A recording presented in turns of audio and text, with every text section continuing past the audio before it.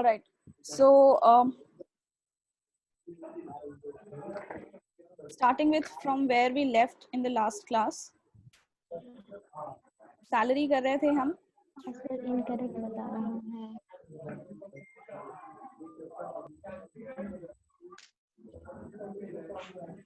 Salary का basis of charge क्या था, सैलरी के डिफरेंट कॉम्पोनेंट्स थे.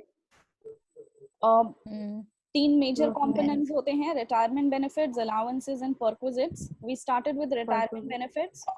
रिटायरमेंट बेनिफिट्स के अंदर आता है pension, gratuity, leave salary, provident fund. साथ में 2 और है, retrenchment compensation and compensation on VRS. मैंने आपको बताया था कि ये बस थ्योरेटिकल पोर्शन के लिए है, एग्जाम में इससे क्वेश्चंस नहीं आते हैं ज्यादा. तो इसके रूल्स मैं आपको पढ़ाऊंगी, बट डिटेल में हम करेंगे pension, gratuity, leave salary and provident fund. जिसमें से पेंशन हम ऑलरेडी कंप्लीट कर चुके थे लास्ट टाइम. पेंशन कितने टाइप का होता है? 2 टाइप का होता है, uncommuted and commuted pension. Uncommuted वो पेंशन होता है जो रेकरिंग पेंशन होता है. रेकरिंग मतलब हर महीने जो हर मंथ में, और वो फुली टैक्सेबल होता है हर किसी के लिए, चाहे वो एक गवर्नमेंट एम्प्लॉय हो या फिर एक नॉन गवर्नमेंट. वही कम्यूटेड पेंशन वो पेंशन होता है जो आपको रिटायरमेंट के दिन एक साथ इकट्ठा. मैम एक्सक्यूज मी मैम, या स्क्रीन पे कुछ नहीं आ रहा है मैम, और आवाज भी सही से नहीं आ रही है. क्या बाकी सब लोगों को स्क्रीन पे दिख रहा है? यस मैम, क्लियर दिख रहा है. So that means संजना तुम्हारे नेटवर्क में कुछ इशू है. So use the Wi-Fi of anyone else. अपने घर पे किसी का भी इंटरनेट कनेक्शन अगर बेटर हो तो use theirs. और in case अगर नहीं भी क्लियर आ रहा है तो जितना समझ में आ रहा है, जितना सुन पा रही हो उतना सुनते जाओ. The lecture is getting recorded. I'll share the link. जब कनेक्शन बेटर हो तो इसको रिपीट पे देख लेना, ठीक है? Okay ma'am. ऑलराइट. तो अनकम्यूटेड पेंशन क्या होता है? रेकरिंग पेंशन जो हर महीने मिलता है इंस्टॉलमेंट्स में. Commuted pension is that pension जो कि लमसम यानी रिटायरमेंट के दिन इकट्ठे पेंशन का कुछ ह्यूज अमाउंट मिलता है वो, या फिर रिटायरमेंट के बाद भी हम चाहे तो अपना महीने वाला पेंशन जो है उसको एक साथ उसका कुछ पोर्शन विड्रॉ कर सकते हैं. That's also commuted pension. Commuted pension अगर गवर्नमेंट एम्प्लॉय को मिल रहा है तो वो पूरी तरीके से छूट होता है, और किसी नॉन गवर्नमेंट एम्प्लॉय को मिल रहा है तो हम देखते हैं कि कितना एग्जेम्प्ट होगा. जिसका रूल है, अगर ग्रेचुइटी के साथ मिला है तो 1/2, और अगर ग्रेचुइटी के बिना मिला है तो 1/3 एग्जेम्प्ट होता है. सॉरी, ग्रेचुइटी के बिना मिला है तो हाफ एग्जेम्प्ट होता है, और ग्रेचुइटी के हाफ मिला है तो 1/3 एग्जेम्प्ट होता है. 1/3. और उसके बाद हम लोगों ने कुछ क्वेश्चंस किए थे इसके ऊपर प्रैक्टिस. उसका सोल्यूशन भी मैंने आपको कराया था. So I hope that's clear. Now moving to the next type of pension, moving to the next type of retirement benefit, वो है ग्रेचुइटी.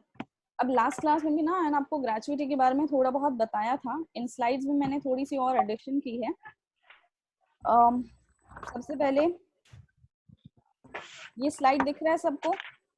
ग्रेचुइटी होता क्या है? मैंने आप लोगों को बताया था कि जब बहुत सालों तक कॉन्टिन्यूएशन में सर्विसेज दी गई हो किसी एक एम्प्लॉय के द्वारा एक एम्प्लॉयर के पास या किसी कंपनी में, तो उस सर्विसेज के बदले में, इतने साल के सर्विसेज के बदले में, या फिर आप कह सकते हो उनकी वफादारी के बदले उनको ग्रेचुइटी दिया जाता है रिटायरमेंट के टाइम पर. ग्रेचुइटी क्या होता है? एक लमसम अमाउंट होता है. एक लमसम अमाउंट होता है क्योंकि एम्प्लॉयज के पास ये ऑप्शन होता है ना कि इस कंपनी में ना सही तो दूसरी कंपनी में. और प्राइवेट कंपनीज में तो यूजुअली ऐसा होता है कि आप जितना ज्यादा कंपनी चेंज करो, हर कंपनी के साथ आपको इंक्रीमेंट मिलता जाता है ना? इंक्रीमेंट मतलब सैलरी बढ़ती जाती है. बट इसके बावजूद अगर आप कंपनी में एक लंबे अरसे तक काम कर रहे हैं, इसका मतलब आपने अपनी अपॉर्चुनिटीज को फोरगो करके इस कंपनी को प्रायोरिटी पे रखा. तो इसलिए आपको कंपनी जो होती है वो उन सर्विसेज के लिए, उस लॉयल्टी के लिए ग्रेचुइटी देती है रिटायरमेंट के टाइम पे. ठीक है, रिटायरमेंट या रेजिग्नेशन के टाइम पर या टर्मिनेशन के टाइम पे. Gratuity can you look at the slide here? Yes, ma'am. Just explain gratuity a bit. The employee renders a good service. I should thank him. This is what the employer thinks. And the employee says, how about thanking me for my 10 years of hard work? The employer says, I'll pay you 15 days salary for every year you've been working with us. And the employee becomes happy. So कितना इसने gratuity देने का propose करा? 15 days salary for every year. हर साल का 15 दिन का salary. हर साल का 15 दिन का salary आपको ग्रेचुइटी के तौर पे मैं दूंगा। अब ये जो ग्रेचुइटी देने का तरीका होता है ये डिपेंड कर सकता है कंपनीज टू कंपनीज पे। प्राइवेट कंपनी कुछ और दे सकती है, पब्लिक कंपनी कुछ और दे सकती है, but ideally it is 15 days of salary for every year that you work with me, है ना। किसी ने 5 साल काम किए हैं तो उसको उस हिसाब से पैसे मिलेंगे, जिसने 20 साल काम किए हैं उसको उस हिसाब से पैसे मिलेंगे। ऐसा तो नहीं हो सकता कि 5 साल और 20 साल वाले को एक ही अमाउंट मिलेगा ग्रेचुइटी में ड्यूरिंग रिटायरमेंट, राइट। जो होता है उसका कैलकुलेशन ऐसे होता है। डिटेल कैलकुलेशन जो है वो पेमेंट ऑफ ग्रेचुइटी एक्ट 1972 में बताया गया है। अगर तुम लोगों ने इंडस्ट्रियल लॉ पढ़ा है तो भी तुम्हें पता होगा, और नहीं पता है तो always Google it and read, everything is available on the internet. Now eligibility for gratuity क्या होता है? ग्रेचुइटी सिर्फ उन एम्प्लॉयज को मिल सकती है जिन्होंने या तो 5 साल कम से कम नौकरी की हो कंपनी के साथ, ठीक है। मैंने बताया था ना आपको कि सर्विसेज प्रोवाइड करने के लिए दी जाती है, तो कोई 6 महीने में ही चला जाए कंपनी छोड़ के और फिर वो उम्मीद करे कि मेरे को कंपनी ग्रेचुइटी दे, ऐसा नहीं होता। अगर आपने कम से कम 5 साल दिया है सर्विसेज किसी एक कंपनी में तो आपको ग्रेचुइटी देगी। आपकी जो सर्विसेज हैं वो कॉन्टिन्यूअस सर्विस होनी चाहिए। कॉन्टिन्यूअस मतलब ऐसा नहीं कि कंपनी में 2 साल नौकरी की, फिर 4 साल किसी और कंपनी में, फिर वापस आके 3 साल करा। सो यू कांट से कि मैंने 5 years किया, right. Those 5 years should be in continuation, not in parts. Organization should be covered in the Gratuity Act and only after leaving the job. Gratuity कब मिलता है? सिर्फ तब और तब जब आप नौकरी छोड़ रहे हो, चाहे आप रिटायर हो रहे हो, रिजाइन कर रहे हो, टर्मिनेट किए जा रहे हो, in any of those cases, ठीक है। Am I clear? Can I move to the next slide? Yes, ma'am. Okay. Now look at it. ये slide मैंने आपको last class में भी कराया था, but थोड़ा जल्दी हो गया था because I think the time was getting up. So look at it. Gratuity अगर किसी गवर्नमेंट एम्प्लॉय को मिल रहा है तो वो पूरी तरीके से माफ होगा, उस पर कोई भी टैक्स नहीं लगेगा।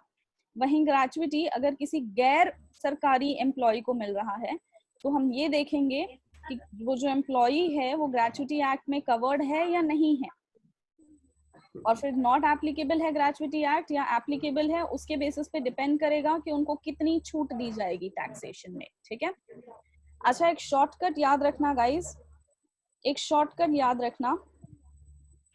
सारी की सारी रिटायरमेंट बेनिफिट्स जितनी भी आप पढ़ोगे, चाहे आप VRS पढ़े, चाहे आप पेंशन पढ़े, लीव सैलरी पढ़े या ग्रेचुइटी पढ़े, अगर किसी गवर्नमेंट एम्प्लॉय को कोई भी बेनिफिट लंपसम में दिया जा रहा है तो वो हमेशा पूरी तरीके से छूट मिलेगी उस पे। क्या ये बात समझ में आई?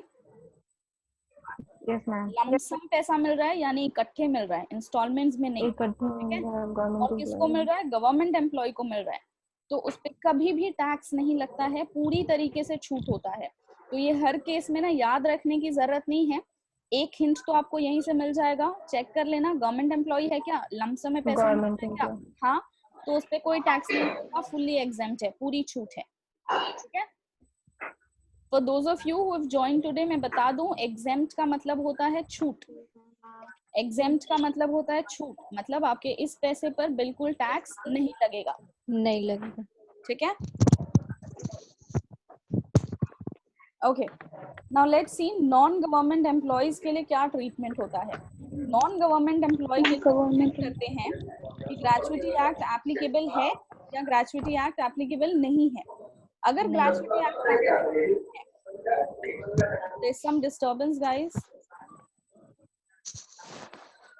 Okay. अगर ग्रेचुइटी एक्ट एप्लीकेबल नहीं है तो इन तीनों में से जो भी सबसे कम होगा, लीस्ट होगा, इन तीनों में से जो भी सबसे कम होगा, लीस्ट होगा, वो एग्जेम्प्ट हो जाएगा। किन तीनों में से? अमाउंट रिसीव्ड, कितना पैसा आपको ग्रेचुइटी के नाम पे आपकी कंपनी ने दिया है। दूसरा ₹10 लाख, ये ₹10 लाख क्या है? ये एक्चुअली अमाउंट है which is notified by the government, ये सरकार ने तय किया है। ये जो अमाउंट है ये टाइम टू टाइम चेंज भी हो सकता है। पहले ये 3 लाख हुआ करता था, आई थिंक 2014 में या 15 में ये 10 लाख हो गया बढ़ के, है ना। तो विच आर द 3 थिंग्स जिसका लीस्ट एग्जेम्प्ट होगा? जितना पैसा आपको आपकी कंपनी ने दिया है वो, या फिर 10 लाख रुपए, या फिर 15/30 days of average salary for every completed year of service, ignoring fractions। इसका मतलब क्या है? अभी आपने पीछे वाले स्लाइड में देखा था ना कि मैं आपको कितने पैसे दूंगा, मैं तुम्हारे हर कंप्लीटेड ईयर ऑफ सर्विस के 15 दिन का आपको पैसा दूंगा, देखा था ना? Yes ma'am. तो वहीं से ये कैलकुलेशन निकलता है कि 15 दिन और किन दिनों का? हर महीने का, जिस महीने में होते हैं 30 दिन, और कितना पैसा? Average salary for every completed year of service, ignoring fractions.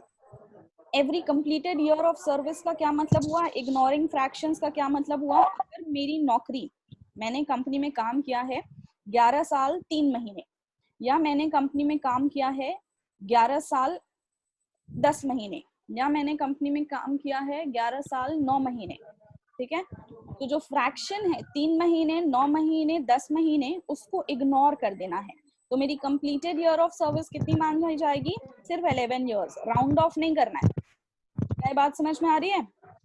Yes ma'am. Ignoring fractions का क्या मतलब हुआ? For every completed year of service, completed year. Ignoring fractions का क्या मतलब हुआ? कि जो जैसे साल में, जैसे मंथ में जो होगा उसको इग्नोर कर मतलब है देंगे। कि मंथ में जो भी होगा वो इग्नोर करेंगे, इररेस्पेक्टिव उसको ऑफ इग्नोर करेंगे। वो 6 महीने से ज्यादा है या 6 महीने से कम है। मतलब राउंड ऑफ नहीं करना। 11 महीने 7 महीने, 11 साल 7 महीने है तो उसको 12 नहीं मान लेना। 11 साल 10 महीने है तो उसको 12 नहीं मान लेना, है ना। यूजुअली हम राउंड ऑफ करते हैं ना, राउंड ऑफ नहीं करना है, फ्रैक्शंस को इग्नोर करना है, ठीक है। और यहाँ पर मीनिंग ऑफ सैलरी क्या है? सैलरी का मतलब होता है last drawn basic and DA only. Last drawn basic मतलब आपकी रिटायरमेंट वाले मंथ में जो आखिरी सैलरी होगी, हो सकता है उसी आखिरी महीने में आपकी सैलरी में इंक्रीमेंट मिला हो। पिछले 11 महीने आपकी सैलरी शायद 36,000 हो और आखिरी महीने में हो सकता है आपकी सैलरी 54,000 हो। तो किस सैलरी के बेसिस पे ग्रेजुएटी निकाली जाएगी? 54,000 के बेसिस पे, ठीक है। Last drawn basic and DA only. DA क्या होता है? Dearness allowance. हालांकि अभी तक हम अलाउंसेस पढ़े नहीं है, but I am sure DA हर किसी को पता होगा। डीए क्या होता है? महंगाई भत्ता, है ना, जो हर किसी को मिलता ही मिलता है। यस। अब देखते हैं कि अगर ग्रेचुइटी एक्ट एप्लीकेबल है तो कितना पैसा, तो कितने पैसे पे छूट मिलेगी। Least of the following is exempt. क्या? अगेन अमाउंट रिसीव्ड, कितना पैसा आपकी कंपनी ने आपको दिया है? ₹10 लाख, ये भी नोटिफाइड बाय द गवर्नमेंट है। And 15/26 days salary. उधर क्या था? 15/30। इधर क्या होगा? 15/26। यहाँ माना जाएगा कि 15/26 महीने में सिर्फ 26 दिन है। ये 26 दिन कहाँ से निकाले गए हैं? संडेज को एक्सक्लूड करके। संडे को एक छूट, ठीक है, संडेज को एक्सक्लूड कर दें और हम देखें कि हर महीने में मान लो अगर 30 ही दिन होते हैं तो हमारा एवरेज डेज कितना होता है मंथ में? वर्किंग डेज 26, ठीक है। 15/26 days salary for every completed year of service or part thereof in excess of 6 months। अब इसका क्या मतलब है? यहाँ पर completed year of service में हम fractions इग्नोर करते थे जहाँ ग्रेचुइटी एक्ट नहीं एप्लीकेबल हो, लेकिन जहाँ एप्लीकेबल है वहां क्या करते हैं? यहाँ पर हम फ्रैक्शंस को इग्नोर नहीं करते हैं। अगर 6 महीने से ज्यादा है तो हम उसको राउंड ऑफ करके पूरा 1 साल मान लेंगे, और 6 महीने से कम है तो उसको राउंड ऑफ नहीं करेंगे, ठीक है। जैसे 11 साल 3 महीने काम किया है तो कितना कंप्लीटेड ईयर ऑफ सर्विस माना जाएगा? 11।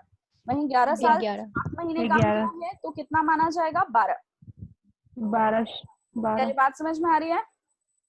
यस मैम यस मैम अगर 6 महीने से ज्यादा है तो राउंड ऑफ कर देना, ठीक है?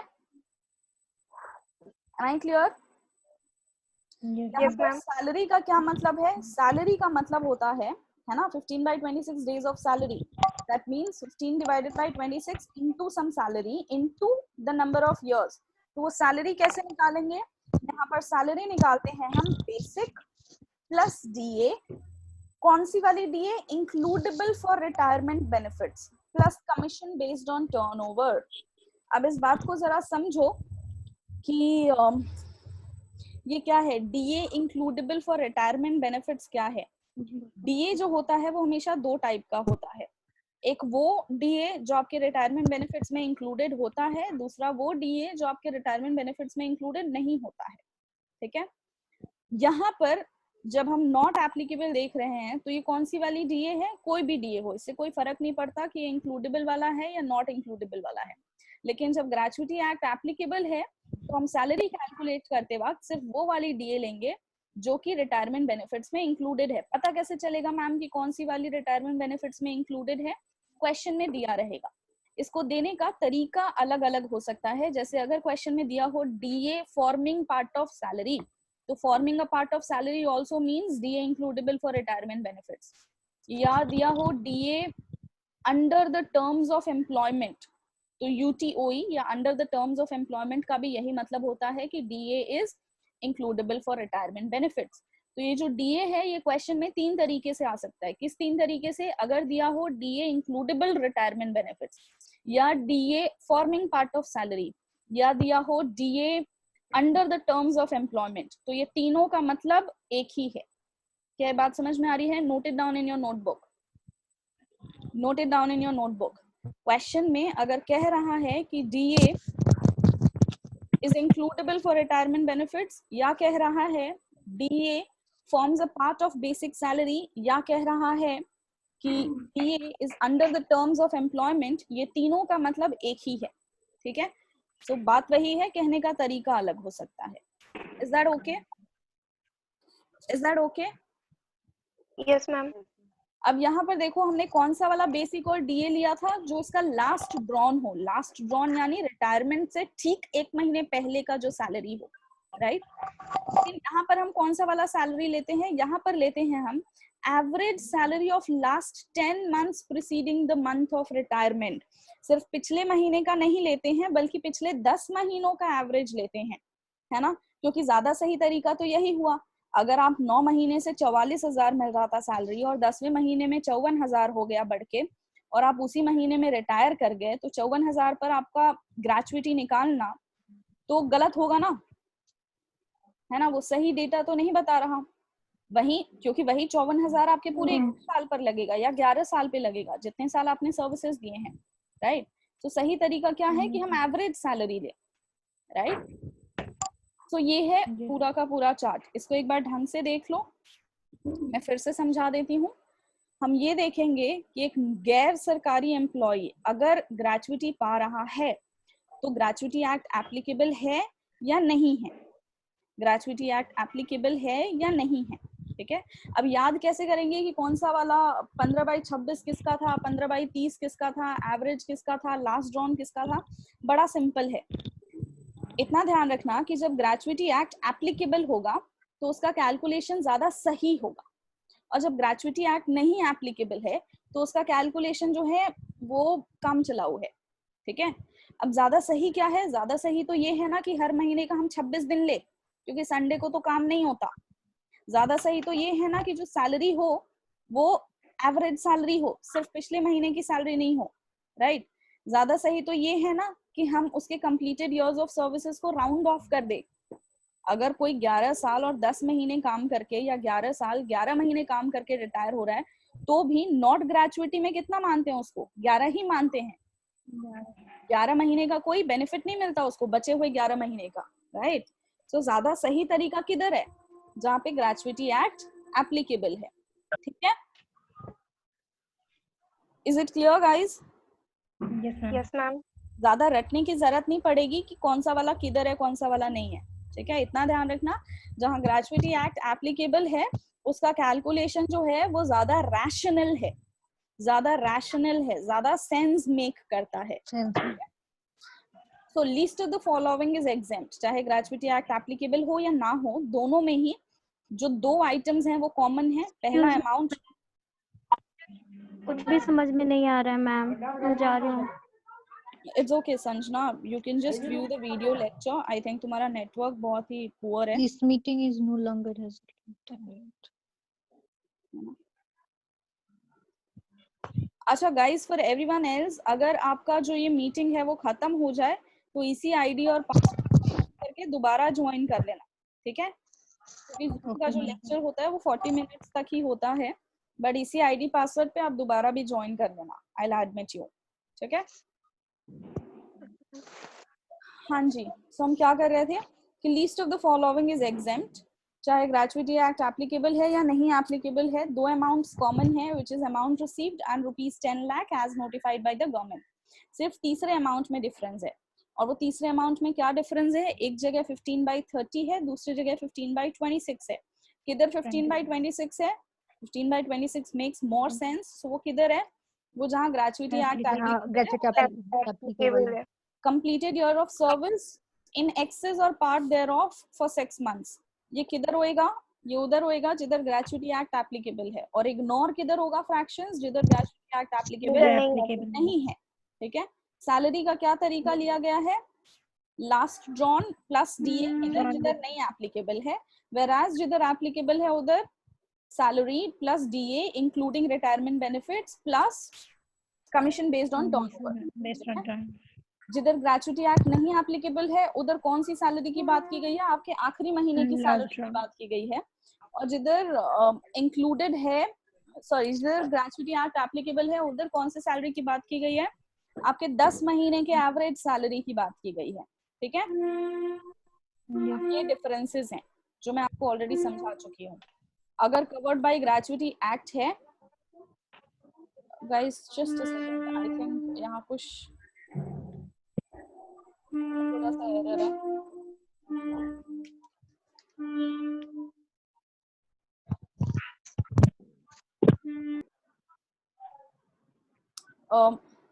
इस स्लाइड में एक छोटा सा मिस्टेक है, वेट,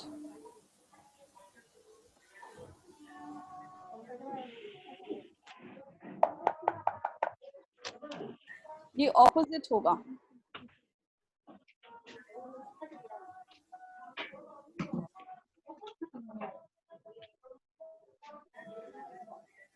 गुड़े अपना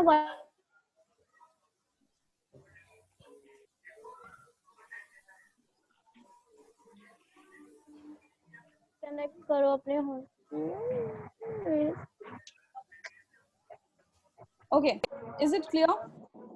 जहां पे भी not covered by gratuity act हो वहां पर हम कंपोनेंट ऑफ सैलरी क्या लेते हैं? सिर्फ बेसिक और डीए।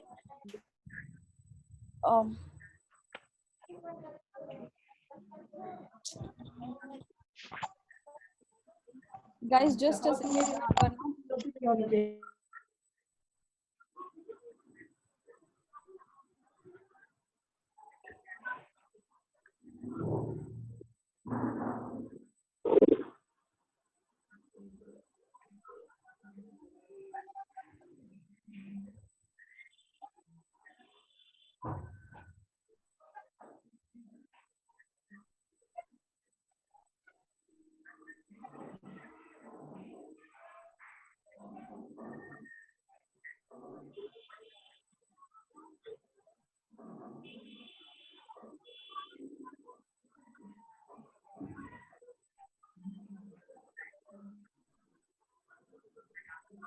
ओके, ये थोड़ा सा टाइपिंग एरर था। जब भी ग्रेचुइटी एक्ट एप्लीकेबल हो तो मेरी सैलरी की क्या क्या कंपोनेंट्स होती हैं? Basic plus DA including retirement benefits plus commission based on turnover. और जब ना कवर्ड हो बाय ग्रेचुइटी एक्ट तो क्या होता है? Just basic plus DA. कौन सा डीए? इररिस्पेक्टिव ऑफ वेदर वो रिटायरमेंट बेनिफिट्स वाला है या नहीं है, ठीक है। डीए हमेशा दो टाइप का होता है, एक वो डीए जो सैलरी का पार्ट होता है, दूसरा which does not form a part of the salary. ठीक है, which does not form a part of salary का मतलब जो रिटायरमेंट बेनिफिट्स के लिए नहीं है इंक्लूडेड। मिलेगा वो भी पैसा आपको सैलरी में, बट उस पर आपको रिटायरमेंट बेनिफिट्स नहीं मिलेंगे, मतलब वो रिटायरमेंट बेनिफिट्स के लिए कैलकुलेट या यूज नहीं होता। Part of the year, part in excess of 6 months, यहाँ पे कंप्लीटेड ईयर माना जाता है, जबकि यहाँ पर कितना भी पार्ट ऑफ द ईयर हो, चाहे वो 6 महीने हो या 11 महीने हो, हम उसको इग्नोर करके चलते हैं। Number of days in a month कितना माना जाता है यहाँ पर? 26, संडेज को एक्सक्लूड करके। और यहाँ पे कितना माना जाता है? 30। Salary for which period? Salary कौन सा लेते हैं हम? जहाँ कवर्ड बाय ग्रेचुइटी एक्ट हो वहां पर हम लेते हैं एवरेज ऑफ लास्ट 10 months, और जहां not covered by gratuity act हो वहां पर हम लेते हैं लास्ट ड्रॉन। ठीक है, क्या ये क्लियर है? इसका एक स्क्रीनशॉट ले लो बच्चों, क्योंकि अब हम आगे क्वेश्चंस करेंगे तो शायद तुमको बार बार ये देखने की जरूरत पड़े। इतनी जल्दी याद तो नहीं हुआ होगा, बट समझने की कोशिश करोगे तो शायद, सोचने की कोशिश करोगे तो लॉजिकली शायद याद आ जाए। ले लिया screenshot? Yes, ma'am. Let's move to the questions now.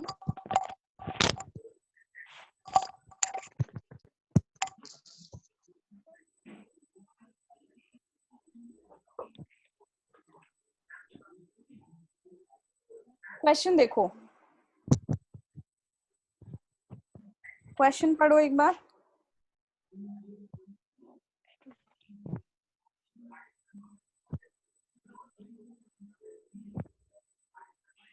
I'm just trying to connect my writing pad.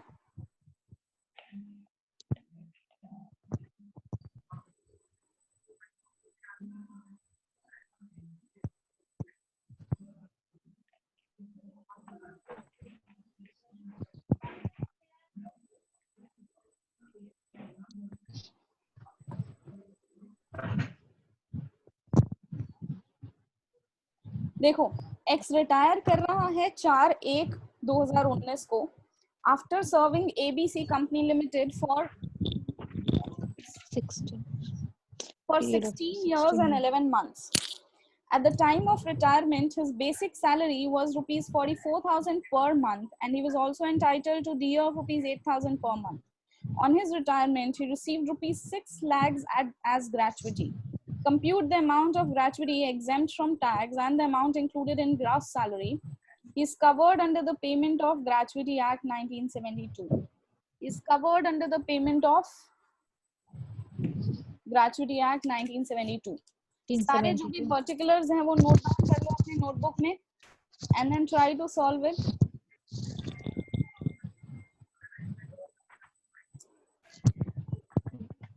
एक बार नोट डाउन करो।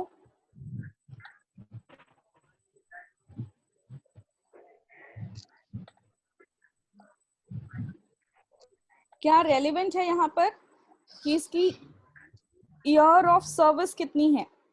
ईयर ऑफ सर्विस है इसकी 16 years and 11 months, और ग्रेचुइटी एक्ट कवर्ड है। जब ग्रेचुइटी एक्ट में कवर्ड होता है तो हम कितना लेते हैं years of service? Round of करते हैं कि नहीं करते हैं? यस मैम, करते हैं। नहीं यहाँ नो पर करते हैं 6 months से ज्यादा राउंड ऑफ करते हैं। अच्छा 6 months से ज्यादा हो तो यहाँ पर कितना हो गया? 17 years हो गया, right? 17 years. Yes ma'am. Then कह रहा है at the time of retirement his basic salary was rupees 44,000 per month, 44,000 and he was also entitled to DA of rupees 8,000 per month.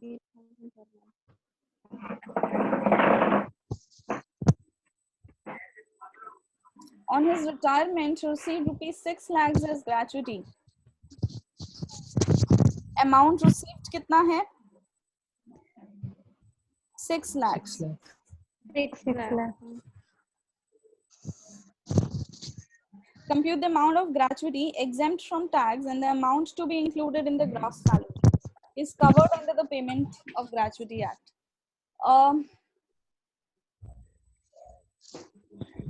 Guys, just a minute.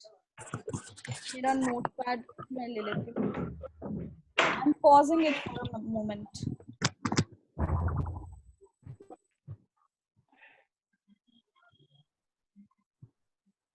Fill up तो पूरा taxable होगा।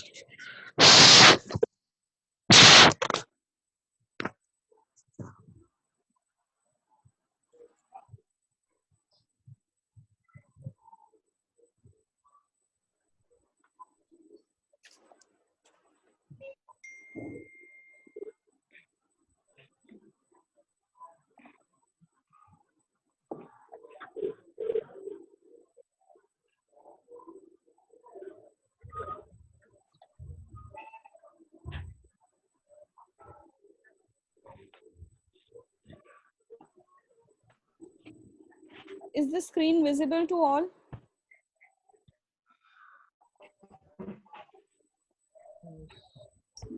Yes, ma'am.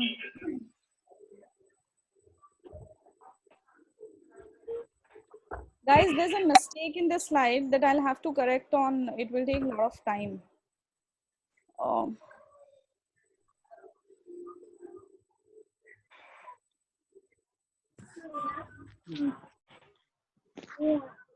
Actually यहाँ पर covered by gratuity act और not covered के अंदर initially जो details दिया हुआ था वही करेक्ट था, तो I would just make the changes for the time being. पिछले स्लाइड में मैं बाद में करेक्शन कर दूंगी, it will take lot of time otherwise.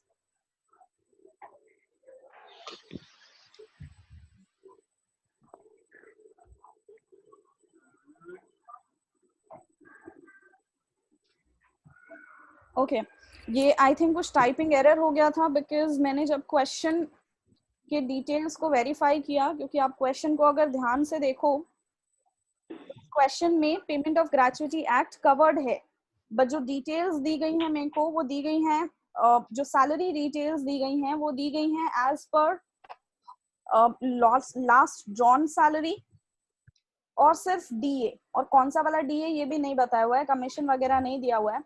तो इसकी वजह से मेरे को डाउट हुआ and I just clarified it from the book. There is a small mistake here in my slide. जब भी ग्रेचुइटी एक्ट कवर्ड होता है तब हम सैलरी लेते हैं बेसिक प्लस डीए, ठीक है, और सैलरी कौन से वाले पीरियड की लेते हैं, लास्ट ड्रॉन की लेते हैं। जैसा पहले इसमें था वही करेक्ट था, I had changed it out of confusion. The actual mistake is in this slide. इसको चेंज करने में मैं टाइम लूंगी, क्योंकि ये स्लाइड मुझे आपके साथ शेयर भी करना है, तो जो फाइनल चेंजेस होंगे वो आपको करेक्ट करके ही मिलेंगे। हाँ, इज इट क्लियर? जब ग्रेचुइटी एक्ट एप्लीकेबल होता है तो हम कौन सा वाला सैलरी लेते हैं, बेसिक प्लस डीए लेते हैं, 26 महीने लेते हैं, राउंड ऑफ करते हैं, और सैलरी कौन सी होती है, एवरेज नहीं होती है, लास्ट ड्रॉन होती है, लास्ट ड्रॉन होती है। ठीक है, जरा करेक्ट कर लो। मैम इसमें राउंड ऑफ करते, क्या बोल रहे हो बेटा निहारिका? मैम इसमें राउंड ऑफ जो करते हैं, अगर वो 6 मंथ से एक्सेस होगा तभी राउंड ऑफ करेंगे, अगर 6 मंथ से कम होगा तो नहीं करेंगे। तब नहीं करेंगे, नहीं, तब नहीं करेंगे।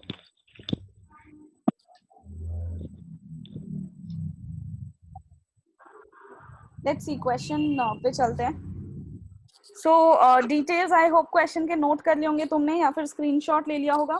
इयर्स ऑफ सर्विस कितना है, राउंड ऑफ करके लेंगे क्योंकि 11 महीने हैं, 6 महीने से ज्यादा है इसलिए 17 साल हो जाएगा। रिटायरमेंट के टाइम पे उसकी बेसिक सैलरी कितनी थी, उसकी सैलरी थी 44,000, कितनी, 8,000। 8,000 रिसीव किया था उसने 6 लाख रुपए। बस इतना इंफॉर्मेशन दिया हुआ है। यस अब मैं आपके साथ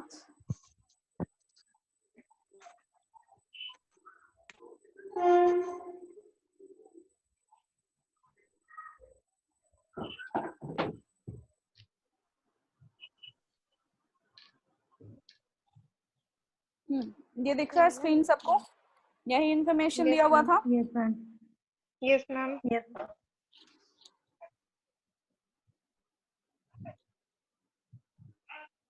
मेरे को पता है कि टैक्सेबल कितना होता है, सॉरी एग्जेम्प्ट कितना होता है। Least of the following is exempt, right? Yes ma'am. Yes ma'am.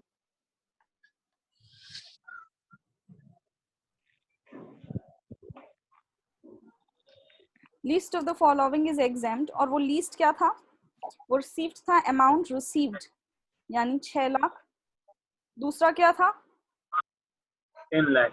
Amount 3 lakh. Notified by the government which is 10 lakhs। और तीसरा क्या था? तीसरा वो था जो हमें कैलकुलेट करना होता था एज 15 महीने, 15 दिन 1 महीने में। और 1 महीने में कितने दिन होते हैं ग्रेचुइटी एक्ट के तहत?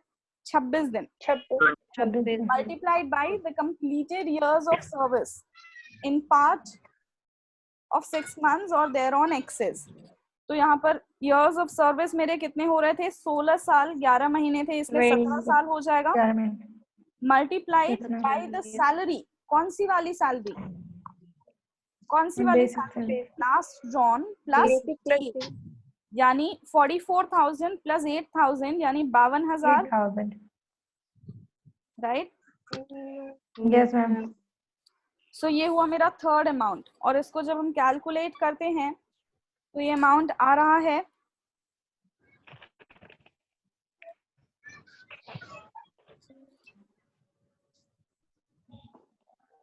5,10,000। 5,10,000 यही आ रहा है ना? कोई और भी करके देख लो। Can I remove the screen? Can I remove the screen? Yes, ma'am. Yes अच्छा, मैम। रूल क्या कहता था? Yes, least ma'am. The following is exempt. तो लीस्ट क्या है इन तीनों में? 5,10,000। लीस्ट क्या है? Yes, ma'am. लीस्ट है 5,10,000। सो अब जब हम नेक्स्ट स्लाइड पे जाते हैं तो हमें पता चलता है कि एग्जेम्प्ट अमाउंट कितना है? 5,10,000। 5 lakh. बट मेरे को क्या चाहिए? मेरे को एग्जेम्प्ट से थोड़ी मतलब है। जब मैं अमाउंट कैलकुलेट कर रही हूँ, जब भी मतलब इस क्वेश्चन में तो सिर्फ इतना ही निकालना था कि अमाउंट इस क्वेश्चन में क्या निकालना था? 1 मिनट। Ma'am, इस क्वेश्चन में कितने पे? अमाउंट निकालना था। बट जब भी मैं एक फुल फ्लेजेड क्वेश्चन निकालूंगी, कैलकुलेट करूंगी, सॉल्व करूंगी, तो उसमें क्या निकालना होगा कि टैक्स कितना देगा ये बंदा। हम तो टैक्स पढ़ रहे हैं ना, तो हमें हर इंसान निकालना होगा, राइट? तो इसका टैक्स कैसे निकालेंगे हम? हमें पता चलेगा अमाउंट एग्जेम्प्ट कितना है, राइट? Yes, और ma'am. इसको Yes, मिला ma'am. कितना था? रिसीव्ड अमाउंट था कितना? 6 lakhs। लैक्स। तो टैक्स कितने पे निकलेगा? टैक्स हमेशा निकलता है, टैक्सेबल अमाउंट निकलता है एज अमाउंट रिसीव्ड, कितना मिला है, माइनस कितने पे छूट है। कितना मिला है माइनस कितने पे छूट है, यानी 6 lakhs minus 5.1 lakhs which 5 point. 90,000। 90,000 रुपए इसका जो है वो 90,000 टैक्सेबल होगा। टैक्सेबल अमाउंट होगा। हम टैक्स किस पे लगाते हैं? उसी पैसे पर ना जो उसने कमाया होगा या पाया होगा। उसने कितना पाया है? 6 लाख, है ना? उसने कितना पैसा पाया है? 6 लाख। लेकिन सरकार के नियमों के आधार पे इसमें से 5,10,000 पे छूट है। तो अब उसके कितने ऐसे पैसे रह गए जो उसने पाया है और उस पे छूट भी नहीं है, वही टैक्सेबल होगा, which is 90,000। 90,000. Is that clear? Yes, ma'am. Yes, ma'am. Can I remove this now? Yes. Um,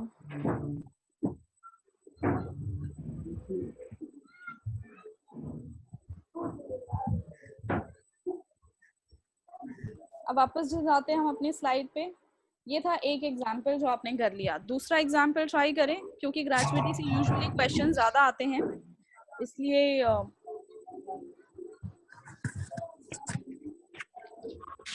मैंने इसके काफी क्वेश्चंस एग्जांपल्स प्रिपेयर करके रखे हुए हैं आपके लिए।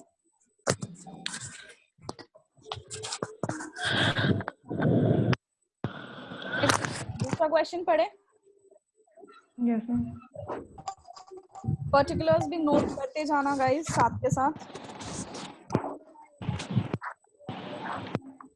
Thank God question finally. Question कहता है X joined the service on 1/6/1997. He retired from his service on 17/11/2014. तो इसके डेट ऑफ ज्वाइनिंग थी कब? 1 जून 1996 और डेट ऑफ रिटायरमेंट कब है? 17/11/2014। सो काउंट करो इसके इयर्स ऑफ सर्विस कितने हुए, क्योंकि आगे के क्वेश्चंस में कहीं भी कंप्लीटेड इयर्स ऑफ सर्विस नहीं दे रहा है, तो इसलिए हमें इसका कैलकुलेट करना पड़ेगा इयर्स ऑफ सर्विस, राइट। 96 से ले लो तो 97, 98, 99, 2000, 1, 2, 3, 4, 5, 6, 7, 8, 9, 10, 11, 12, 13, 14। तो ये आ रहा है 18 years. 18 year. Yes, ma'am. 18 years. हमने जून के हिसाब से कैलकुलेट किया है, जून से लेकर नवंबर तक का 5 महीने और 18 साल 5 और उसके बाद 17 दिन और, राइट। तो ये है इसके पीरियड्स ऑफ सर्विस, 18 साल 5 महीने 6 दिन, राइट। 17 दिन। तो सिर्फ 18 साल ही लेंगे क्योंकि ये कवर्ड नहीं है। अब बताओ कि ये कवर्ड है या नहीं है? He is covered under the gratuity act. देखो covered under the payment of gratuity. अगर कवर्ड है तो भी हम 6 महीने से एक्सेस वाला लेते हैं। क्या यहाँ 6 महीने हो गया है? नहीं हुआ है।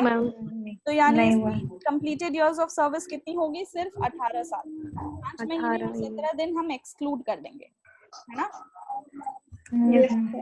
अब नीचे देखो, उसने रिसीव कितना किया है? 11,20,000। उसका रिसीव्ड अमाउंट कितना है? 11,20,000। At the time of retirement, his basic salary was how much? 70,000 per month. 70,000 है पर मंथ। और डीए कितना है? ये है 35,000 per month. 60% of which form part of 60% of which form part of salary. But जब भी वो ग्रेच्युटी एक्ट में कवर्ड होता है तब हम कौन सी सैलरी देते हैं? Last drawn. और सैलरी का मतलब होता है बेसिक प्लस कौन सा वाला डीए, ये तो बताया नहीं है, यानी वो फॉर्म पार्ट करे सैलरी का या ना करे, हमें इससे कोई मतलब नहीं है। हम डीए लेंगे, पूरा का पूरा 35,000 लेंगे, राइट। समझ में आ रहा है? Yes, ma'am. Compute the amount of gratuity exempt from tax and the amount to be included in gross salary. ये देखो पिछले क्वेश्चन में सिर्फ अमाउंट एग्जेम्प्टेड पूछा था, इस क्वेश्चन में ये भी पूछ रहा है and the amount to be included in gross salary. Amount to be included in gross salary का मतलब है कितना पैसा टैक्सेबल होगा, ठीक है। अब मैं स्क्रीन चेंज करूं? Yes, ma'am.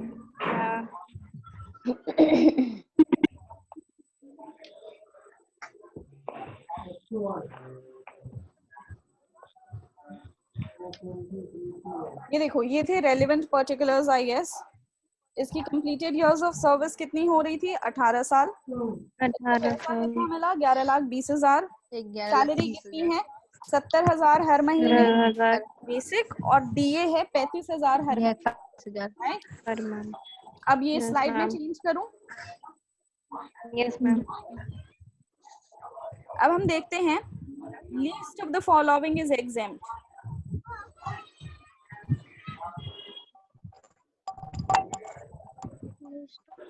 कौन सा लीस्ट?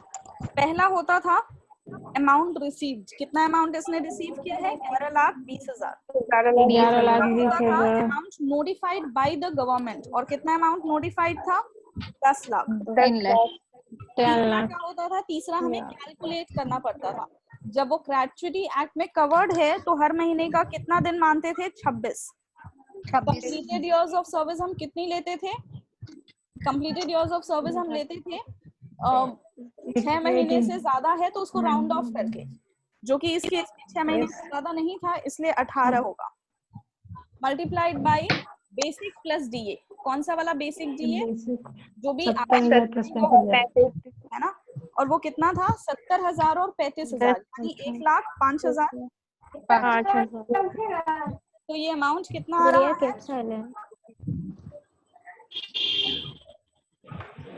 ये अमाउंट कितना आ रहा है? कैलकुलेट करो।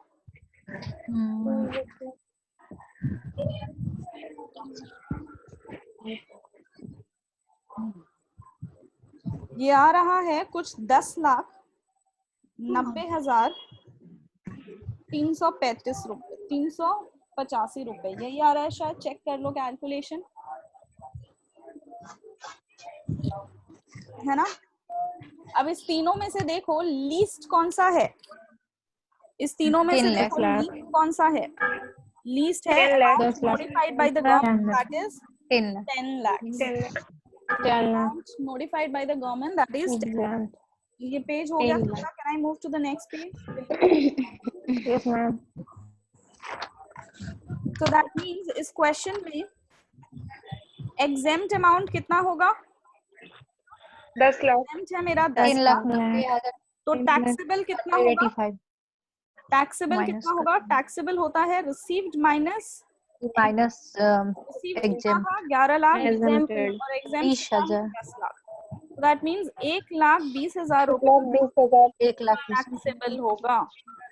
1,20,000 रुपए मेरा टैक्सेबल अमाउंट होगा। Is it clear? Yes, ma'am. Yes, ma'am. Should I move to the next question? हो गया ये सबका? Yes ma'am. Yes, ma'am.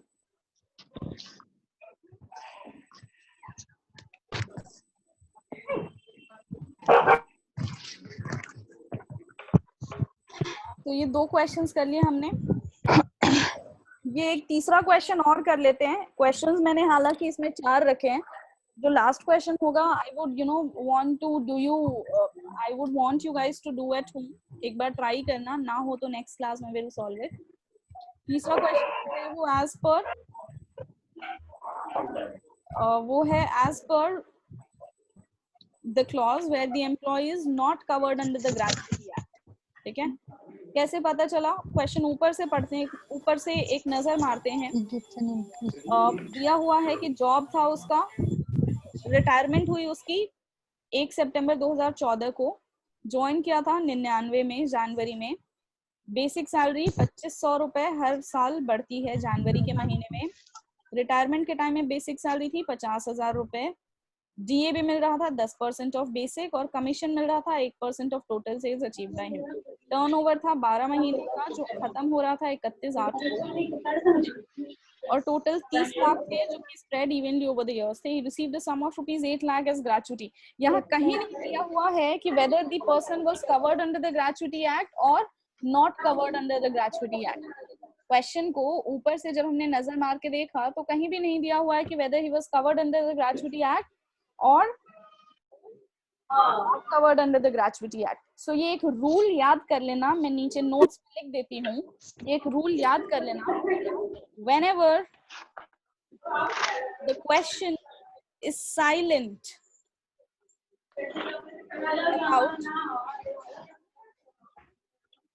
gratuity, about the applicability of Gratuity Act, then assume that Gratuity Act is not applicable. अगर question में नहीं दिया है कि ग्रेच्युटी एक्ट एप्लीकेबल है कि नहीं, तो हम क्या मानेंगे कि ग्रेच्युटी एक्ट नहीं एप्लीकेबल। ऐसा हमने कहीं ऊपर भी पढ़ा था डीए के बारे में, ये देखो इस स्लाइड में। If the question does not specify whether DA is a part of salary और not, then assume it to be not part of salary. शोर आ रहा है बच्चों, म्यूट करो।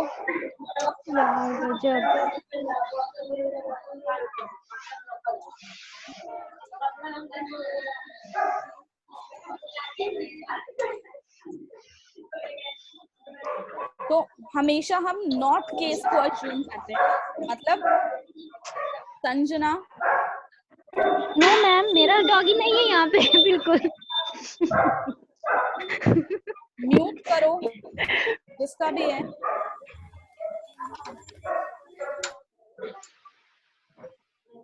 ओके तो जब भी क्वेश्चन में ना दिया हो कि ग्रेजुएटी एक्ट एप्लीकेबल है कि नहीं है, तो हम क्या मानेंगे? ग्रेजुएटी एक्ट एप्लीकेबल नहीं है।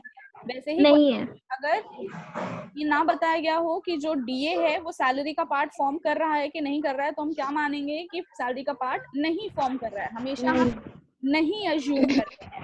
अब ऐसे यहाँ पर देखो, यहाँ पर दिया हुआ है he was also entitled to DA 10% of basic salary, but ये जो DA था क्या ये पार्ट ऑफ सैलरी है? क्या ये इंक्लूडिंग रिटायरमेंट बेनिफिट है? नहीं है, ये नहीं बात कही गई है। तो हम क्या मानेंगे कि ये नहीं है।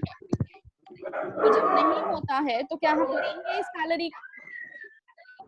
जब डीए नहीं फॉर्म पार्ट करे सैलरी का, तो क्या इस डीए को हम लेंगे कैलकुलेट करने में सैलरी? नहीं लेंगे, क्योंकि पीछे वाले स्लाइड्स में देखो हम कौन सा डीए लेते हैं?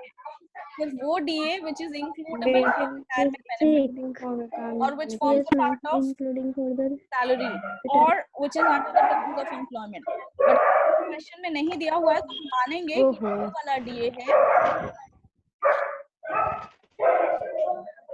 अरे जिसकी तरफ है वो म्यूट कर देना। कि जहां से भी शोर आ रहा है म्यूट करो।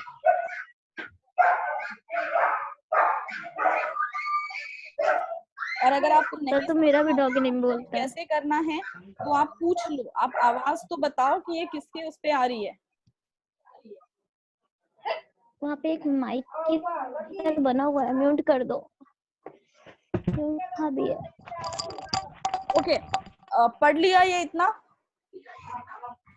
आगे बढ़े क्या इस क्वेश्चन में?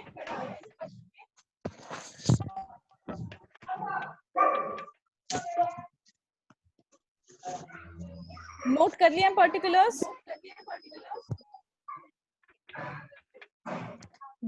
Yes ma'am.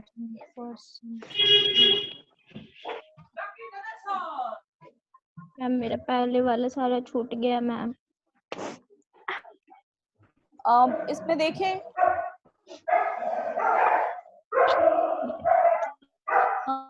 आ रहा है। इसकी कॉन्टिन्यूअस इयर्स ऑफ सर्विस कितनी थी? 14 सर्विस कब है? 15 इसको अगर हम ऐड करें 99 से 9 मैम 15 साल 8 महीने 15 इयर्स 8 और बाकी कुछ 8-9 महीने हैं, बट क्या 8 मंथ जब No, not ma'am. Covered under the gratuity act होता है तो हम वैसे ही फ्रैक्शंस को इग्नोर करके चलते हैं, चाहे वो 11 महीने ही क्यों ना हो, है ना? तो इसकी इयर्स ऑफ सर्विस कितनी हो गई? 15 इयर्स। अब आगे देखो, he had joined the service, नहीं,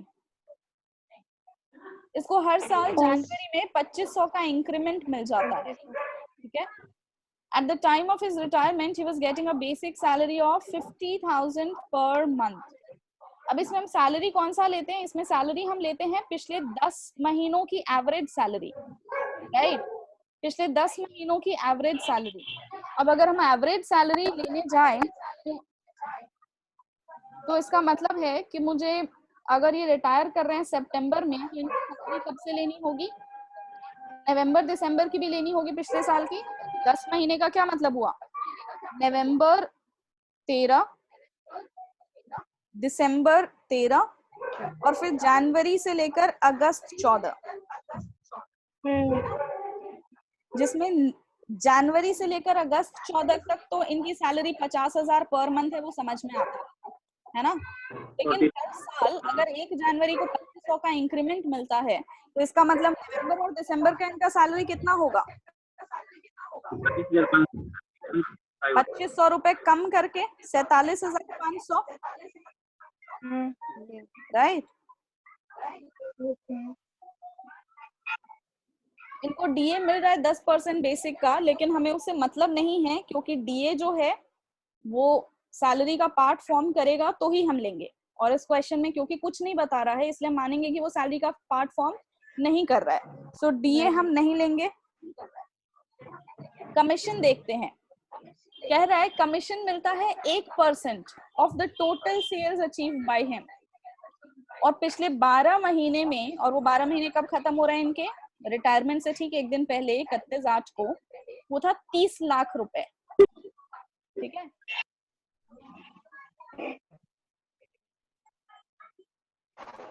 सो इसका मतलब 30 लाख का 1% लेंगे हम, 1%, 30, 1%. कमीशन का कैलकुलेशन ना मैं आपको उधर करके दिखाती हूँ, या फिर चलो कमीशन के पर्टिकुलर्स नोट डाउन कर लो। और इनको पैसा कितना मिला है रिटायरमेंट पे, 8 लाख रुपए, ये भी कहीं पे नोट कर लो। Amount received is 8 lakh rupees. ठीक है, अब देखते हैं कमीशन के पर्टिकुलर्स हैं। 30 लाख रुपए का टर्नओवर है, और ये 12 महीने का टर्नओवर है, और इसका 1% मिलना है इनको। चलो अब I will take you to the screen, my screen.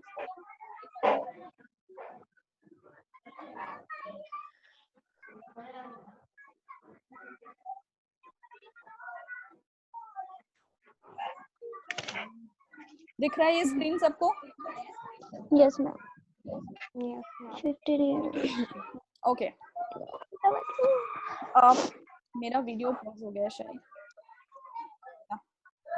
अब यही पर्टिकुलर्स हैं जहां इयर्स ऑफ सर्विस है इनकी 15 साल, और जो बेसिक्स जो सैलरी लेनी है हमें वो पिछले 10 महीने की एवरेज लेनी है। 10 महीना कब से हो रहा है, अगर इन्होंने 31/8 को अपनी लास्ट सर्विसेज दी है, 1 सितंबर को रिटायर कर रहे हैं, तो जनवरी से लेकर अगस्त तक 8 महीने, और बाकी के 2 महीने पिछले साल के जाएंगे, यानी नवंबर और दिसंबर। ठीक है, 50,000 अगर इनका उस दिन था, तो बाकी पिछले 2 महीने का 2500 कम होगा, क्योंकि हर साल जनवरी 1 को इंक्रीमेंट लगता था। ये यहाँ पर नहीं निकालना है। कमीशन की बात करते हैं, कमीशन दिया गया है 30 लाख, कमीशन 30 लाख नहीं दिया गया है। कमीशन जो है 1% ऑफ टर्नओवर मिलता है, और टर्नओवर कितना है, 30 लाख। 30,000। और ये जो 30,000 कमीशन है ये कहा जा रहा है पूरे 1 साल के लिए था, और ये 1 साल इनका खत्म कब हो रहा है, 31/8 को, यानी ये 12 महीने है ना, 12 महीने में कमाया गया है ये 30 लाख का टर्नओवर, है ना। इस पे कमीशन का क्या रेट है, 1/100। 1/100, 30,000। और कमीशन का कितना हिस्सा इस साल के असेसमेंट ईयर में पड़ेगा।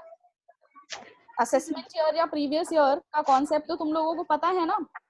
इनकम टैक्स के अकॉर्डिंग फाइनेंशियल कब एंड होता है, मार्च में, 31 मार्च में। और हम ये कब निकाल रहे हैं, 1 सितंबर को वो रिटायर हुए हैं, तो हम सितंबर में निकाल रहे हैं।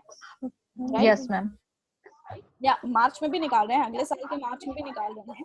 तो कमीशन मुझे कितने महीने का लेना है, 12 महीने का लेना है या 12 मंथ का, बाद का लेना है?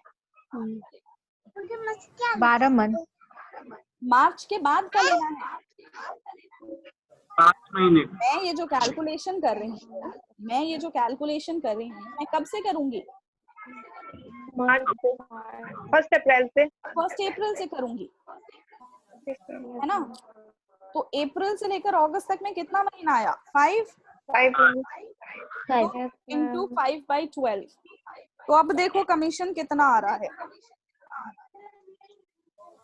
कमीशन का कैलकुलेशन अब देखो कितना आ रहा है, तो हो जाएगा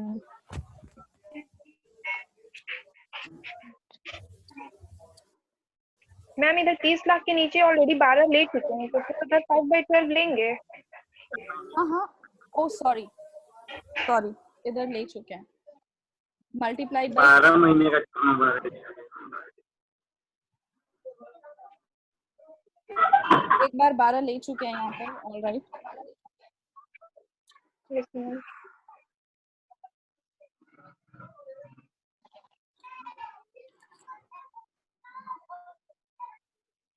12,500।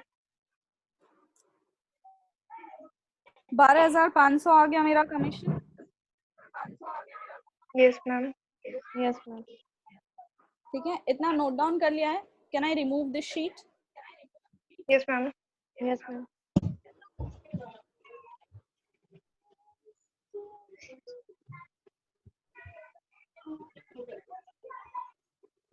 अब देखो, least of the following amount is exempt. वो लीस्ट क्या था? अच्छा, वो लीस्ट जो था उससे पहले, क्योंकि हमें एक अमाउंट तो पता है, अमाउंट रिसीव्ड जो कि शायद 8 लाख था। यस मैम 8 लाख है। बाय द गवर्नमेंट जो Yes, कि ma'am. 10 लाख था। दूसरा अमाउंट जो हमें Yes, कैलकुलेट करना होता है वो होता है 15/30। इस केस में कितना होगा? 30 multiplied by the years of service, जो शायद 15 साल आया था, multiplied by. Yes ma'am. Yes, ma'am. क्योंकि हमें एवरेज सैलरी लेना होता है और वो कैलकुलेट करना पड़ेगा, तो पहले हम इस क्वेश्चन में वर्किंग नोट्स बना लेते हैं। वर्किंग नोट्स कर लेते हैं। वर्किंग नोट्स के हिसाब से एवरेज सैलरी जो होगी मेरी,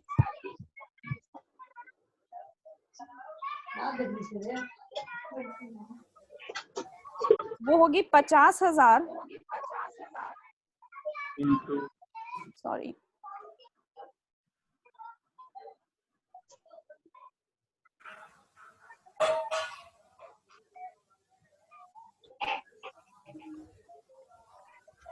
$50,000 into 8 plus 47,500 into 2,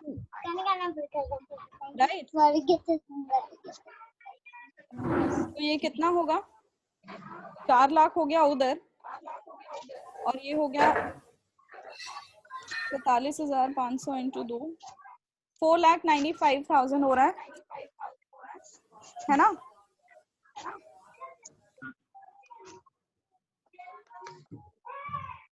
ये हो गया एवरेज बेसिक सैलरी। भी क्या? Average basic salary. प्लस इसमें ऐड होता है डीए, जो यहाँ पर कुछ भी नहीं है, नील है। प्लस इसमें ऐड होता है कमीशन। कमीशन, अब कमीशन कितनी है मेरी? मैम 30 कमीशन थी मेरा 12,500। कमीशन कितना निकाला था हमने? 12,500। ठीक है, कमीशन था मेरा 12,500, बट ये कितने महीने का था? ये 5 महीने का कमीशन था। ये 5 महीने का था। और मेरे को कितने का चाहिए? एवरेज सैलरी हम कितने का निकालते हैं? For 10 months. Yes ma'am. तो अगर 5 महीने का कमीशन 12,500 था, तो 10 महीने का कितना होगा? 25,000। ये बात समझो। मैं एवरेज सैलरी कितने महीने का निकाल रही हूँ? 10 महीने का। 10 महीने की बेसिक मेरे को मिल गई, 10 महीने के डीए से मेरे को मतलब नहीं है। अब 10 महीने का ही कमीशन भी लेना है ना? समझ में आ रहा है? कमीशन कितना निकला था? 5 महीने का निकला था 12,500। 10 महीने का कितना होगा उसका ठीक double. Yes ma'am. This amount would now be 5,20,000। 5,20,000। अब ये तो हुई मेरी टोटल सैलरी। ये पेज खत्म हो गया है। Can I remove this sheet? ये हो गया है क्या? Yes ma'am. Yes ma'am. Exit करूं? नोट डाउन कर लिया इतना? Yes ma'am. Yes ma'am. Now look at it. मेरे को ये तो हुई मेरी एवरेज, सॉरी,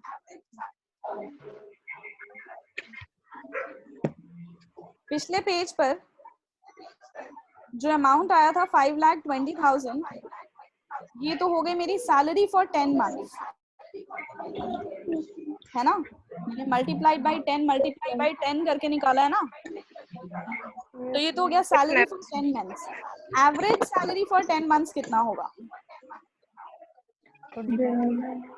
इसको डिवाइडेड बाय 10 करेंगे। 52,000 per month. 52,000। Yes ma'am. Note कर लिया? Can I move to the next slide? Yes ma'am. अब हम कैलकुलेट कर सकते हैं। अगर ये वर्किंग नोट हो गया मेरा, तो अब हम कैलकुलेट कर सकते हैं अमाउंट एग्जेम्प्टेड। अमाउंट एग्जेम्प्टेड कितना होता है? Least of the 3। Yes ma'am. और ये कौन से 3 हैं? पहला था अमाउंट रिसीव्ड वाले 8 5 लाख, रिसीव्ड दूसरा 8 था lakh amount notified govern 10 lakh, और 3 तीसरा लाख था 15/30। कैलकुलेट जब नॉट कवर्ड होता है तो एक महीने में कितना साल मानते हैं? 30। एक महीने में कितने दिन मानते हैं? 30 multiplied by years of service ignoring fractions. Years of service कितना आया था? 15 आया था क्या? यस मैम 15 था multiplied by average salary of 10 months, जो कितना आया? 52,000 आया। 52,000 इसको कैलकुलेट करो तो ये कितना आ रहा है? तो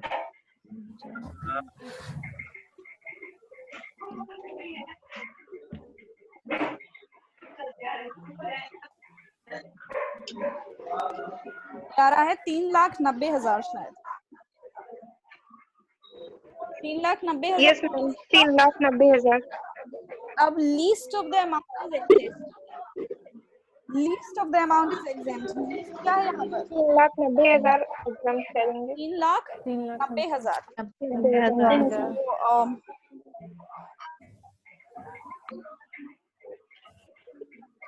If the exempted amount is 3,90,000, तो टैक्सेबल कितना होगा? टैक्सेबल कितना होगा? रिसीव्ड माइनस एग्जेम्प्ट, रिसीव्ड और एग्जेम्प्टेड, राइट? ये हो गया 4.1 लाख। 8 लाख ये क्लियर है? Yes ma'am. तो ये हो गया आपका ग्रेचुइटी।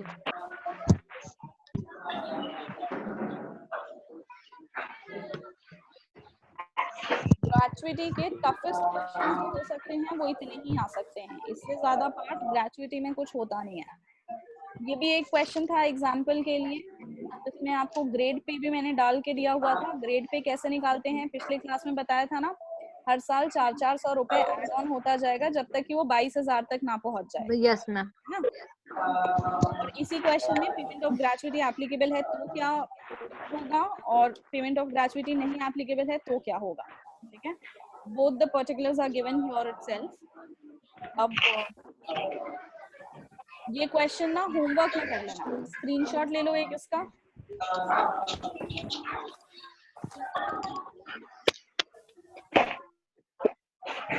ले लिया? लीव सैलरी,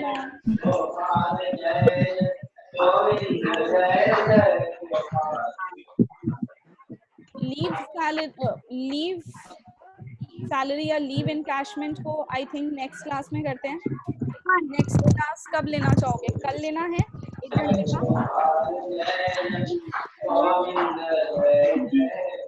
कल लेना है, परसों लेना है क्लास? मैम जब आप बोलिए। हाँ ठीक है, let's try and keep a class tomorrow. कल 1 घंटे का क्लास रख लेते हैं, सेम टाइम नहीं 11 बजे रख लेते हैं। ठीक है, आईडी पासवर्ड सेम रहेगा, 11 बजे आ जाना सारे, 5-10 मिनट पहले ही आ जाना। ठीक है, क्लास का लास्ट क्वेश्चन में लास्ट क्लास का लास्ट क्वेश्चन एक बार बता देते। कौन है ये? निहारिका? Yes ma'am.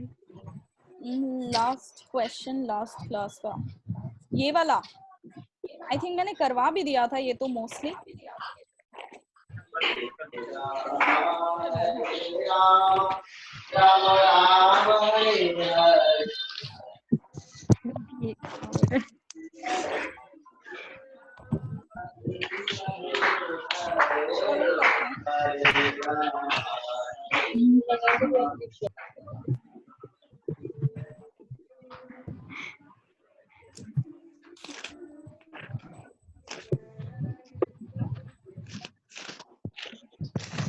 इस क्वेश्चन में दिया हुआ है एक्स जो है वो एबीसी कंपनी से रिटायर हो रहा है कब? जून 30, 2018 को।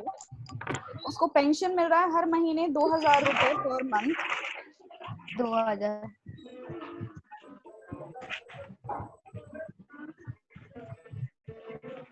up to January 31. Okay. With effect from February 1, 2019, he gets he gets 60% of 60% of his pension commuted for 800.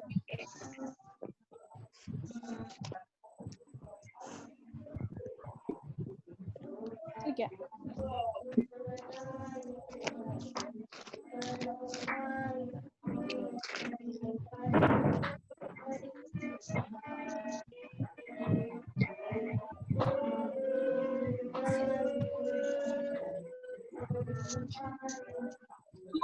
Particulars थे बस। मैम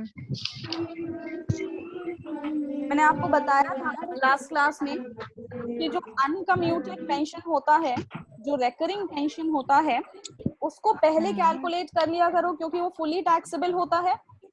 अब इस Yes, क्वेश्चन में जो अनकम्यूटेड पेंशन है वो 14,000 या वो कितना है? जून में रिटायर कर रहा है तो जुलाई से 15 लेकर जनवरी तक पूरा मिला है, यानी यस मैम 6 6 महीने महीने ना शायद। कब यस रिटायर मैम करा? 1 जून या 30 जून? 7 महीने हुए सॉरी मैम 7 मंथ मंथ है क्योंकि 1 फरवरी तक इधर हो गया, ठीक है। हाँ 7 मंथ महीने इधर हो गया, एक उधर, तो 7 महीने 14,000 रुपए इधर हो गया, इधर हो गया प्लस फेब्रुवरी और मार्च में हम सिर्फ फाइनेंशियल कैलकुलेट कर रहे हैं इसलिए सिर्फ मार्च तक जाएंगे। 2 मंथ और फेब्रुवरी और मार्च का जो पेंशन था उसका 60% वो कम्यूट करा चुका था। यस मैम तो कितना है? 40% अनकम्यूटेड है 40%। 40% 40% of 2000 that is for 2 months. 800 रुपए। यस 800 मैम रुपए 2 महीने का यानी 1600 रुपए। 1600 हुए नोट कर लिया है? यस Yes, मैम तो इसका total total 15,600 15,600 uncommuted Yes, pension कितना हुआ? टैक्सेबल 15,600 ऑफ अनकम्यूटेड पेंशन हो गया 14,000 plus 1,600 that is Yes, ma'am. 15,600। मुझे लग रहा है ये कराया था शायद मैंने लास्ट क्लास में। नो मैम लास्ट में जो ये क्वेश्चन कह रहे हैं डिफरेंस वाला, यही समझ नहीं आया था कि मेक द डिफरेंस क्या? What difference? डज इट है ना कि वो ग्रेजुएटी से डिफरेंस होगा कि ठीक है, ठीक है, ये समझ में आ गया इतना। ओके, अब देखते हैं कम्यूटेड पेंशन।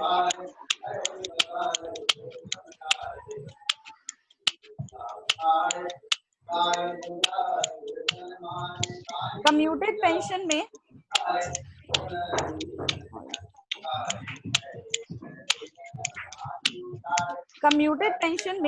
स्टेप 1 क्या कहता था?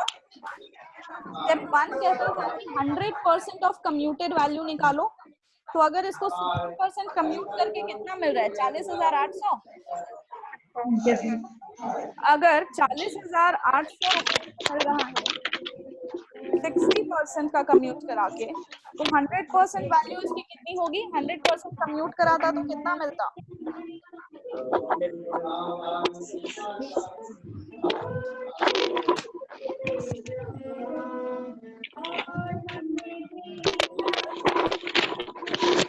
हेलो हेलो मैम आवाज नहीं आ रही है 7,000 मैम। जहाँ से भी शोर आ रहा है भजन का, प्लीज इसको बंद करके अपने माइक को म्यूट करो। बच्चों जो भी है ये म्यूट करिए अपने माइक को।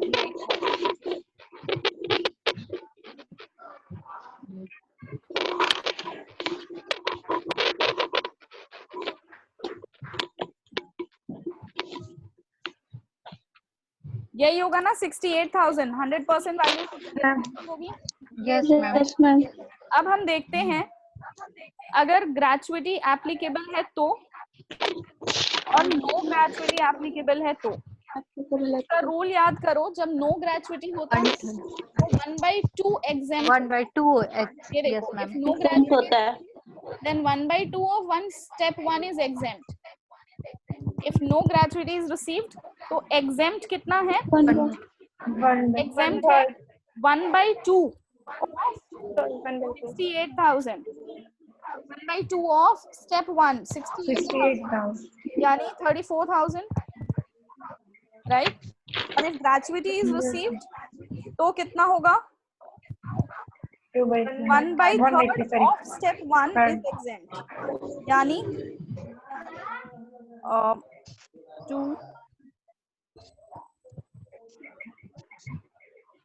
22,600 यही होगा शायद, 22,667, राइट। ये क्या है? ये एग्जेम्प्ट वैल्यू है निहारिका। Yes, ma'am. ये एग्जेम्प्ट वैल्यू है, माइंड यू। ये क्या है? एग्जेम्प्ट वैल्यू है। Exempt value. नेक्स्ट शीट पर क्या ये देख लिया सबने? नोट डाउन कर लिया है? Ma'am 1 minute. मैम अगर मतलब ये जो उसका टोटल वैल्यू होगा मतलब कमिटेड का, उस पे हम निकालेंगे ना कि मतलब अगर मान लीजिए 40% 30% दिया है। नहीं, उस पे नहीं निकालना। नेहा, अगर आप क्लोजली स्लाइड को देखो, इसकी स्क्रीनशॉट आई होप ले ली थी तुम लोगों ने, नहीं ली थी? Yes. तो देख लो, if no gratuity is received then 1/2 of step 1 is exempt, and if gratuity is received then Yes, ma'am. 1/3 of step 1 is exempt. Step 1 क्या था? 100% of commuted value of अच्छा 100% of committed है। 68,000 आया है, ठीक है? Yes, ma'am. नेक्स्ट स्लाइड पे जाऊं? Yes ma'am. भाई चला लो नहीं, ये चलाओ जाओ। अब देखो, तो पहला केस था when gratuity is received and दूसरा था when no gratuity is received।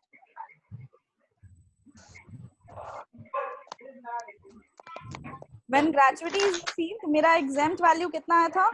22,667 आया था, and when no gratuity was received तो आया था शायद 34,000। 34,000। तो अगर ये exempt values हैं तो मेरी taxable values कितनी होंगी? माइनस कर देंगे। माइनस कर लेंगे। कितने में से माइनस करोगे? जो कहाँ गया? जितना अमाउंट रिसीव हुआ है मैम उसी में रिसीव से, हुआ है उसी में से। जितना अमाउंट रिसीव हुआ है उसी में से। Taxable will be 40,000 प्लस और जो सैलरी का था मतलब डेली बेसिस उसको ऐड करके। Let me speak. Taxable कितना होता है? Taxable होता है received minus exempt। Taxable होता है received minus exempt। और received कितना है?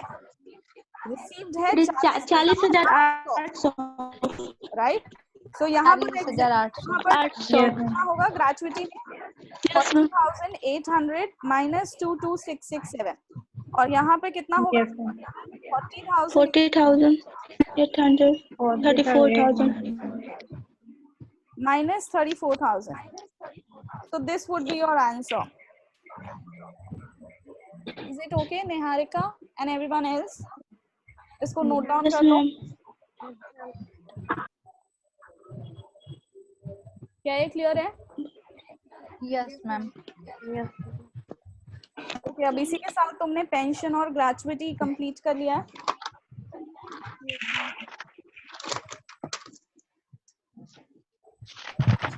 मैंने रिकॉर्डिंग पॉज कर दी है बच्चों।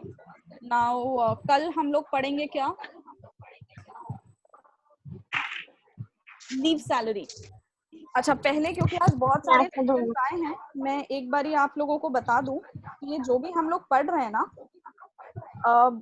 ये शायद आपके एग्जाम में नहीं आया सैलरी, ये आपके पोर्शन में था, ग्रेजुएशन में भी था और पोस्ट ग्रेजुएशन में भी है यूनिट 4 में। बट लक्ष्मण सर कह चुके हैं कि इसका क्वेश्चन नहीं आता। सो आई एम श्योर बिकॉज वो हेड हैं, वो मॉडरेटर होते हैं क्वेश्चन पेपर्स के, तो शायद इसका क्वेश्चन। बट मैं इसके बावजूद आप लोगों को आप लोगों को इसलिए पढ़ा रही हूँ क्योंकि मेरा पोर्शन कंप्लीट हो चुका है और आप लोग भी छुट्टियों पर चल रहे हो, मेरे पास भी कोई काम नहीं है।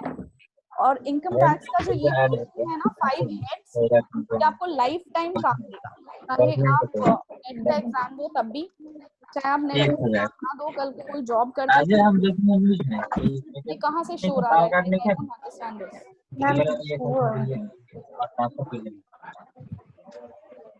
चाहे तुमको अपना इनकम टैक्स रिटर्न भरना हो तब भी तुम रिटर्न भरना, मैंने कहा था मैं आपको सिखाऊंगी, कोई फायदा नहीं हो जब तक तुमको पर्टिकुलर कैलकुलेट करने नहीं आए।